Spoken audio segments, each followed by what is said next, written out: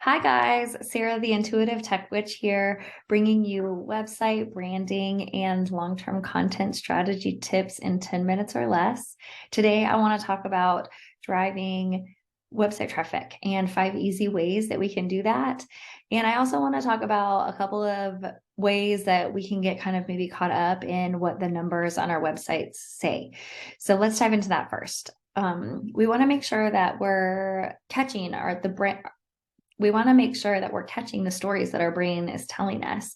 We don't want to get attached to the numbers on our website and all the people coming to our website, because when we get trapped in this kind of no one's coming to my website, so I'm never going to be able to sell my products, the universe is like, okay, well, she doesn't believe that people, or she believes that she needs people on her website to sell, right? So just kind of be aware of, kind of getting in those rabbit holes with those thoughts. It's easy to do. I've done it myself. And now I just kind of look at, no matter what the numbers say, my website's doing awesome. I'm getting clients and I'm changing the world. It's a much better feeling story to have. And I think it just makes for a much better kind of business plan in general. So 5 easy ways to increase more website traffic. The first one is to make more actionable offers on social media. So, things like click a link in my bio, subscribe to my email list here, read more on my blog, those types of things. When we're posting on socials, be it Instagram or Pinterest or TikTok, whatever, making those calls to action to say, hey, go visit my site or find more information here. Really making it actionable is a good way. You're telling your audience like, hey, go find more about me. Come check me out in all the places. And especially like kind of my home base, which is my website.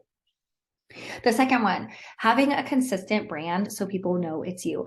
I've heard this so many different ways. I had a coach that told me that you should only do white background and black text because it's more shareable, which in turn, I guess, could drive more people after you've shared it, then they want to follow you. However, I believe that a consistent brand with colors and fonts that is uniquely you is so much more valuable, and it helps with brand recognition. And then, if people see your stuff across platforms, they're going to know it's you. So say they're on, they follow you on Instagram and you're giving great tips with your branded stuff. And then they go over to Pinterest and they are searching for something. And then like your brand comes up and they're like, oh my gosh, here is, Coach Nicole on Pinterest. Like, this is a sign that I should be following her, right? And they know you and they trust you, and they also see that you're everywhere with the knowledge and the tips, right? So I think having a consistent brand is a good thing, and it builds trust, and all the things, right? All the branding and marketing experts, they go for that. The third one is revise or refresh an opt-in that you already have. I really think that we can get caught up as business owners in having so many different opt-ins for so many things. And if you're not getting a ton of traffic on one of your opt-ins, maybe it's time to refresh it. Look at it from the lens of what problem it's solving. What is the value add to my client's life? Say you have something, a strategic way to do something. Well, how is the client going to feel after that's done? So focus on selling that aspect of it. And instead of just saying, 3 easy ways to do XYZ, what are they going to feel like when they're done doing XYZ? And, just keep sharing that value. Like I said, make it actionable back on your socials. Share your opt-in and then say, hey, sign up for it here. You need this in your life, right? The fourth one is, I don't know, this might be an unpopular opinion, but I do it. So put a fresh spin on something that one of your competitors is doing, or somebody else that's in your, like a niche mate.